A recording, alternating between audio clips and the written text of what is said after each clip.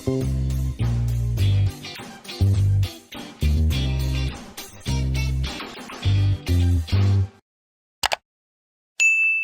நான் உங்கள் Shabdeena. Welcome back to Shabdeena's kitchen. நம்ம கிச்சனில் இன்றைக்கி ஒரு சூப்பரான ஒரு ஹெல்த்தி ரெசிபி பார்க்க போகிறோம். அந்த ரெசிபி என்ன கேட்டிங்கன்னா ராகி சிம்லி.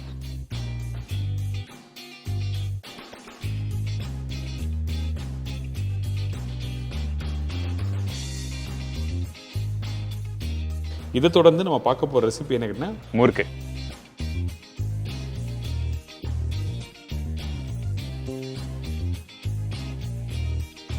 இப்போ இந்த ரெசிபிக்கு தேவையான பொருட்கள் பார்த்தலாமா? கேழ்வரகு மாவு 300 கிராம், வேர்க்கடலை 200 கிராம், வெல்லம் தேவையான அளவு, ஏலக்காய் பவுடர் 1/2 டீஸ்பூன், உப்பு சிறிதளவு, நெய் 1 டீஸ்பூன். இதாங்க இந்த ப்ரிப்பரேஷன் தேவையான பொருட்கள். இந்த கேழ்வரகு மாவை நம்ம தண்ணி தெளித்து நல்லா மிக்ஸ் பண்ணி அதுக்கப்புறம் ஸ்டீம் பண்ணி தான் உருண்டையாக பிடிக்க போகிறோம். அதுக்கு நம்ம என்ன பண்ணுறோன்னா, ஃபஸ்ட்டு இந்த சின்ன பவுலில் கொஞ்சமாக உப்பு போட்டு தண்ணி ஊற்றி மிக்ஸ் பண்ணுறோம். எதுக்காகனா, டைரெக்டாக கேழ்வரகு மாவோட உப்பு போட்டு மிக்ஸ் பண்ணும்போது கரெக்டாக மிக்ஸ் ஆகாது. அதே டைமில் உப்பு அதிகமாக இருக்கக்கூடாது, ரொம்ப இம்பார்ட்டன்ட். ஜஸ்ட் லைட்டாக உப்பு போடுங்க. இதுக்கு பிறகு தண்ணி இதில் ஊற்றி நல்லா மிக்ஸ் பண்ணுங்கள். இந்த தண்ணி ஊற்றுற பக்குவம் என்ன கேட்டிங்கன்னா, நீங்கள் நார்மலாக வீட்டில் புட்டு பண்ணுவீங்கள அந்த மாதிரி பக்குவத்தில் கரெக்டாக தண்ணி தெளித்து நல்லா மிக்ஸ் பண்ணணும். அதிகமான தண்ணி இருக்கக்கூடாது. ரொம்ப தண்ணி அதிகமானாலும் உங்களுக்கு கெட்டி ஆகிடும், அங்கங்கே கட்டி ஆகிடும். அதனால் தேவையான அளவுக்கு தண்ணி தெளித்து நல்லா மிக்ஸ் பண்ணுங்கள். இந்த மாதிரி உதிரி உதிரியாக வரணும்.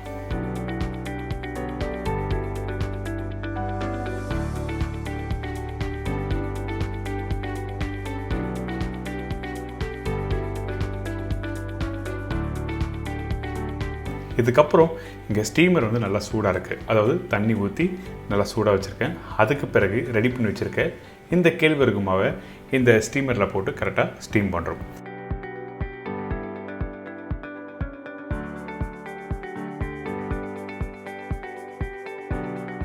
ஸ்டீம் பண்ணுற டைமிங் என்ன கேட்டால் 8லேருந்து 10 நிமிஷம் நல்லா ஸ்டீம் ஆகட்டும். அதுக்கு பிறகு நம்மக்கிட்ட இருக்க இந்த வேர்க்கலையை வந்து லைட்டாக வறுத்து அதுக்கப்புறம் தோல் எடுத்து பவுடர் பண்ண போகிறோம். அதனால் பச்சை வேர்க்கலை யூஸ் பண்ணுங்க. ஏற்கனவே வறுத்து வச்சுருக்க வேர்க்கலையை யூஸ் பண்ண வேண்டாம். ஏங்கிட்டனா ஃப்ரெஷ்ஷாக வேர்க்கலையை வறுத்து அதுக்கப்புறம் நீங்கள் பவுடர் பண்ணும்போது அந்த லைட்டாக ஈரப்பதம் கிடைக்கும். அந்த ஈரப்பதத்தோடு எடுத்து இந்த ராகி மாவில் போட்டு நல்லா மிக்ஸ் பண்ணிவிட்டு அதுக்கப்புறம் உருண்டையாக பிடிச்சின்னா நல்லா கெட்டியான ஒரு பக்குவம் கிடைக்கும். அதாவது நல்லா கெட்டியான தன்மை கிடைக்கும்னு சொல்ல வரேன். அதனால் பச்சை வேர்க்கலையை ஸ்லோ ஃப்ளேமில் வறுத்துடணும்.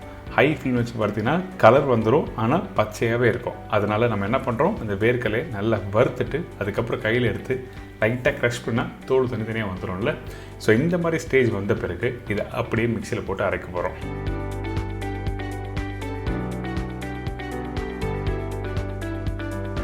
அடுத்தது இந்த தோல் எடுத்த வேர்க்கடலையை பவுடர் பண்ணுறோம்.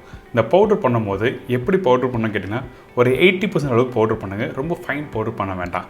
கொஞ்சம் குறை இருந்தால் தான் அந்த கேழ்வரகு மாவில் போட்டு நல்லா மிக்ஸ் பண்ணி கொஞ்சம் சாப்பிட்றதுக்கு நல்லாயிருக்கும். அதனால் குறைன்னு அரைச்சிருங்க.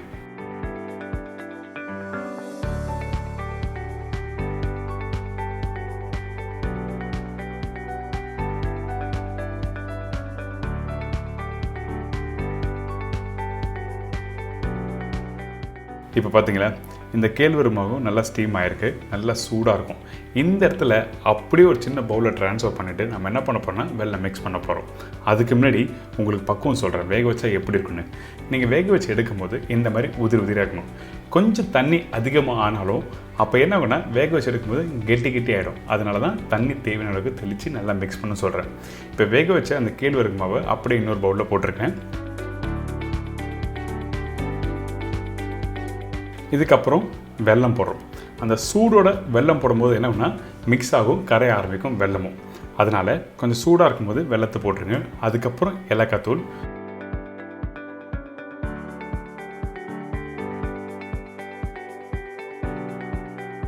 கொஞ்சமாக நெய் போடுறோம். இதெல்லாம் போட்ட பிறகு அப்படியே நல்லா மிக்ஸ் பண்ணுங்கள். அந்த ஸ்டீம்லேயே நீங்கள் மிக்ஸ் பண்ணும்போது அந்த வெல்லம் நல்லா மிக்ஸ் ஆகிருக்கும். மிக்ஸ் ஆன பிறகு கையில் எடுத்திங்கன்னா நல்ல ஒரு கெட்டியான பக்குவம் கிடைக்கும்.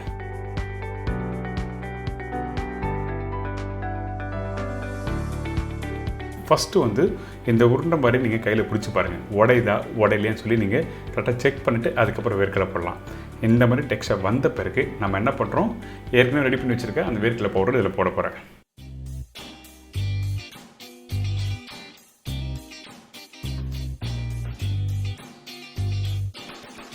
இப்போ இந்த வேர்க்கடலை தூளும் இதில் போட்டு நல்லா மிக்ஸ் பண்ணுறோம். நல்லா ப்ராப்பராக மிக்ஸ் பண்ணுங்கள். அதுக்கப்புறம் உருண்டையாக பிடிக்கலாம். சில பேர் வந்து முந்திரி பருப்பு போடலாமா, இல்லை பாதாம் பருப்பு போடலாமா, பிஸ்தா போடலாமா அப்படி கேட்குறாங்க.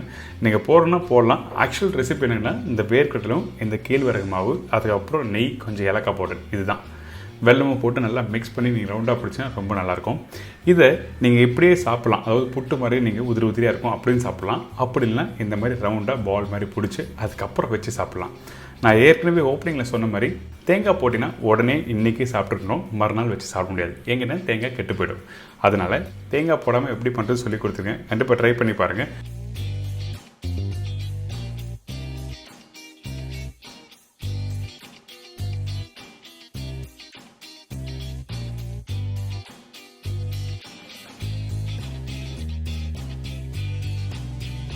இதை தொடர்ந்து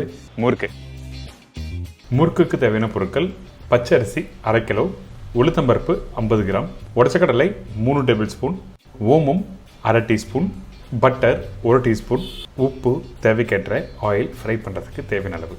இதாங்க முறுக்குக்கு தேவையான பொருட்கள். ஃபஸ்ட்டு நம்ம என்ன பண்ணுறதுன்னா, இந்த முறுக்கு ப்ரிப்பரேஷன் பண்ணுறதுக்கு மாவை ஊற வைக்கிறோம். அதாவது பச்சை அரிசியை ஊற வச்சு அரைக்க போகிறோம். அதனால் நல்ல குவாலிட்டி பச்சை அரிசி எடுத்துக்கலாம். அப்படியும் இல்லைன்னா நீங்கள் ரேஷன் கடையில் வாங்குகிற பச்சை அரிசி வாங்கி யூஸ் பண்ணால் ஒன்றும் தவறு எதுவுமே இல்லை. ரொம்ப ஈஸியாக பண்ணுறது தான் இந்த முறுக்கு ப்ரிப்பரேஷன். அதனால் இந்த பச்சை அரிசி நம்ம என்ன பண்ணுறோம், தண்ணி ஊற்றி ஊற வைக்கிறோம்.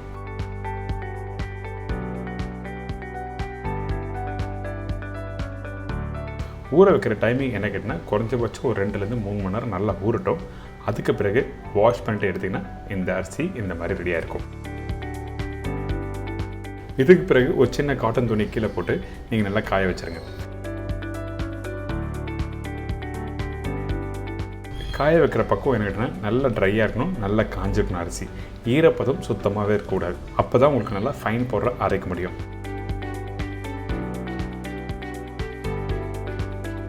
இந்த அரிசி காஞ்ச பிறகு நீங்கள் மாவு மிஷின்லையும் கொடுத்து அரைக்கலாம், அப்படி இல்லை மிக்சிலையும் அரைச்சிக்கலாம்.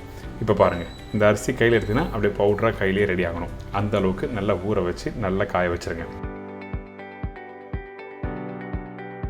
இதுக்கு பிறகு நம்ம என்ன பண்ணுறோம், உளுத்தம்பருப்பு.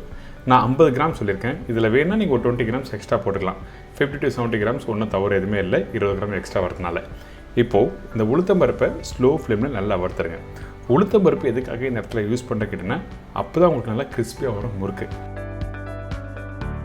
இந்த பொட்டுக்கடலை, அதாவது உடச்சக்கடலை எதுக்காக யூஸ் பண்ணுறோம், அந்த முறுக்கு நீங்கள் சாப்பிடும்போது கிறிஸ்பியாக இருந்தாலும் கொஞ்சம் சாஃப்ட்னஸ் இருந்தால் நல்லாயிருக்கும். அதுக்காக மட்டும்தான் இந்த பொட்டுக்கடலை இந்த இடத்துல யூஸ் பண்ணியிருக்கேன்.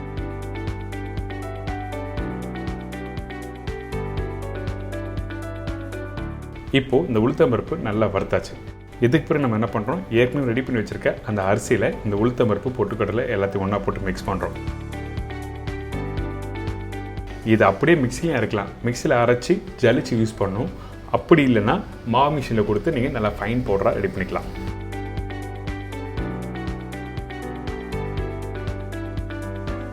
இந்த மாதிரி நல்ல ஃபைன் பவுடராக இருந்தால் தான் உங்களுக்கு ஈஸியாக இருக்கும், முறுக்கு புளிகிறதுக்கு நல்லாயிருக்கும். இதுக்கு பிறகு ஓமம் போட்டிருக்கேன். ஓமம் போட்ட உடனே உப்பு தேவையான அளவுக்கு யூஸ் பண்ணியிருக்கோம். இதுக்கப்புறம் பட்டரும் உங்களுக்கு நல்ல அந்த முறுமுறுப்பு தன்மை கொடுக்க தான் பட்டர் யூஸ் பண்ணுறோம். இந்த இடத்துல பெருங்காயம் வேணும்னா பெருங்காயம் யூஸ் பண்ணிக்கலாம், ஒன்றும் தவறு எதுவுமே இல்லை. இதுக்கு பிறகு தேவையான அளவுக்கு தண்ணி ஊற்றி மாவை மிக்ஸ் பண்ணுறோம். மாவு மிக்ஸ் பண்ணுற பக்கம் என்ன கேட்டிங்கன்னா, கெட்டியான பக்கம் வேண்டாம், அதாவது டைட்டான பக்கம் வேண்டாம். கொஞ்சம் இலசாக நீங்கள் மாவு மிக்ஸ் பண்ணால் தான் உங்களுக்கு நல்லாயிருக்கும். அப்போ தான் முறுக்குழாயில் போட்டு நீங்கள் மாவு புளிகிறதுக்கு ரொம்ப ஈஸியாக இருக்கும். இதே கெட்டியான மாவு இருந்தால் உங்களுக்கு புளியும் போது கையெல்லாம் வலி எடுத்துக்கும். அதனால தான் இந்த மாதிரி லூஸாக மிக்ஸ் பண்ணி எடுத்துருக்கேன்.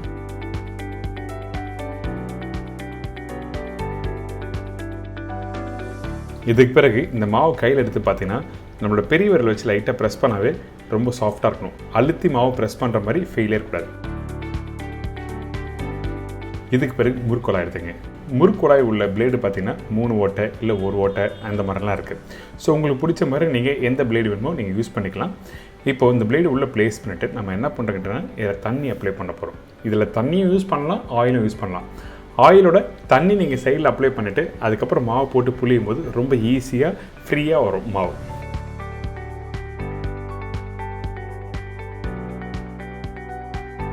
தண்ணி ஃபஸ்ட்டு அப்ளை பண்ணியிருக்கேன். அதுக்கு பிறகு தேவையான அளவுக்கு மாவு போட்டிருக்கோம்.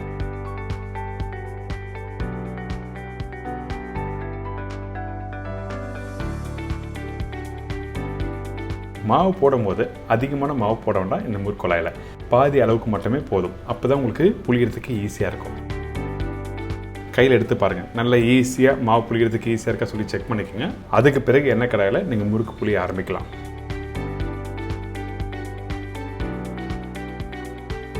இந்த முறுக்கு புளிகிறது வந்து 2 விதமாக பண்ணலாம். ஒன்று டைரெக்டாக அந்த ஆயில் கடாயிலேயே புளிவாங்க. அப்படி இல்லைன்னா இந்த மாதிரி தட்டோ இல்லை ஜல்லிக்கட்டோ எடுத்துக்கலாம். இந்த மாதிரி தட்டு எடுக்கும்போது லைட்டாக ஆயில் அப்ளை பண்ணுங்க. அதுக்கு பிறகு முறுக்கு உங்களுக்கு என்ன சைஸில் வேணுமோ புளிஞ்சு அதை அப்படியே நீங்கள் எண்ணெய் கடாயில் போட்டு ஃப்ரை பண்ண ஆரம்பிக்கலாம். அப்படி இல்லையா, எனக்கு நல்லா கம்ஃபர்டபுளாக இருக்குது மாவு புளிக்கிறதுக்கு அப்படின்னு நினச்சிங்கன்னா இந்த மாதிரி எண்ணெய் நல்லா சூடான பிறகு அப்போது டைரெக்டாக நடுப்பகுதியிலே வச்சு நல்லா புளியணும்.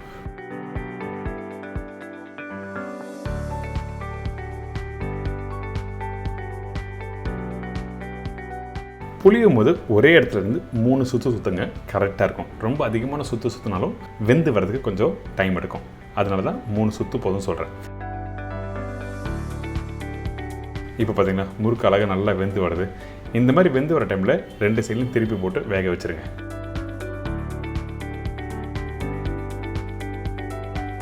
இந்த முறுக்கு வெந்தாலே அந்த பப்புள்ஸோட தன்மை கம்மியாயிடும். அதாவது அந்த சலசலப்பு இருக்குது பார்த்தீங்களா, அது கம்மியாயிடும். அதுக்கு பிறகு நீங்கள் எடுத்து சாப்பிட்டு பார்க்கலாம். நல்லா கிறிஸ்பியாக சூப்பராக இருக்கும். முறுக்கோட கலர் பாருங்கள், லைட் அந்த ஒயிட் அண்ட் ப்ரௌன் மிக்ஸ் பண்ண மாதிரி இருக்கும். இந்த மாதிரி தான் இருக்கணும் முறுக்கு நீங்கள் வீட்டில் பண்ணும்போது. ஸோ இன்றைக்கி ஒரு சூப்பரான ஸ்டைலில் இந்த முறுக்கு எப்படி பண்ணுறது சொல்லி கொடுத்துருக்கேன். கண்டிப்பாக ட்ரை பண்ணி பாருங்கள். இந்த முறுக்கு சாப்பிடும்போது நல்லா கிறிஸ்பியாக அந்த பட்டர்லாம் போட்டு அந்த டேஸ்ட் அப்படியே தெரியும். ஒரு சூப்பரான ஸ்டைலில் சொல்லி கொடுத்துருக்கேன்.